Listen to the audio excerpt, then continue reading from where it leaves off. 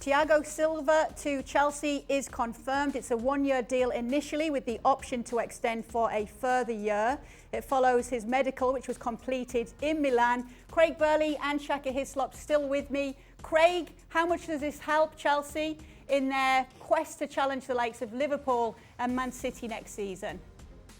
I think it's a big help. I mean, although it's not ideal signing a player who I think is going to be 36 very soon, but as a player who's just played in the Champions League final, as a player who is hugely experienced, is still fit and sharp enough, and can organise and lead that back line, a back line that really struggled for most part of the season and was a big reason why Chelsea tailed off towards the end and struggled really to make that top four. Look, there's no inherent risk here, apart from the fact it might not work. There's no financial outlay apart from salary.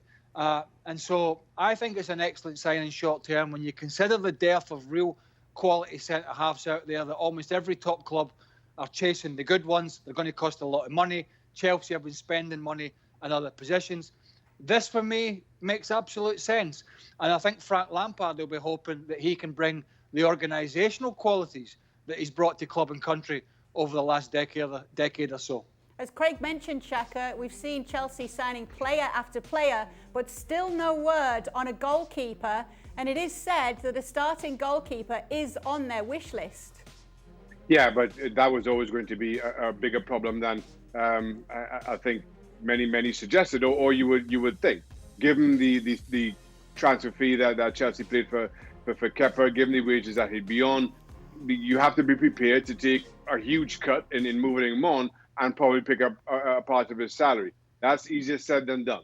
Also, in replacing him, whoever comes in will want to be put on just as much money as Kepa had been on. So it gives Frank Lampard a real headache. And as much as they continue to sign, as much as they continue to strengthen defensively, and I'm with Craig here, I think the signing of Thiago Silva is a significant step in the right direction. I think it comes for nothing if you and in particular the centre-halves in front of him don't have the trust in the goalkeeper behind them. That continues to be an issue. So while everything is starting to take shape, I still think there are glaring holes for Frank to address. If they can fix that, Craig, might we be looking at a revolution at Chelsea under Frank Lampard? Well, Lampard himself has still got to prove himself in a managerial capacity. I mean, he's there with Ole Gunnar Solskjaer at Man United, who many, myself included, have question marks about. So Frank Lampard's not a stupid guy. He's a very clever fella. He understands the need that Chelsea have, and he understands the more players that he brings in and the more Roman Abramovich spends, the more pressure he's going to be under to peg back that gap, okay, and eventually challenge. Now, we've seen the markers set down by both Manchester City and Liverpool over the last 2 or 3 seasons. These two teams have been relentless in their league campaigns, and it's going to take the kind of money that they're spending.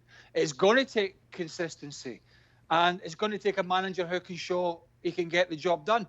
City and Liverpool went out and got themselves 2 of the best coaches in European and world football. There's no doubt about that. What United and Chelsea have are 2 managers trying to prove themselves in teams that are trying to rebuild. That's difficult in itself, never mind trying to hunt down the 2 at the top. But given the fact the players, and we're talking about Chelsea here, that the players they have brought in so far, if they can solve 1 or 2 more positions, I don't see any reason why they can't at least put the Cities and the Liverpools of this world under pressure. Thanks so much for watching ESPN on YouTube. And for more sports highlights and analysis, be sure to download the ESPN app. And for premium content and live streaming, subscribe to ESPN Plus.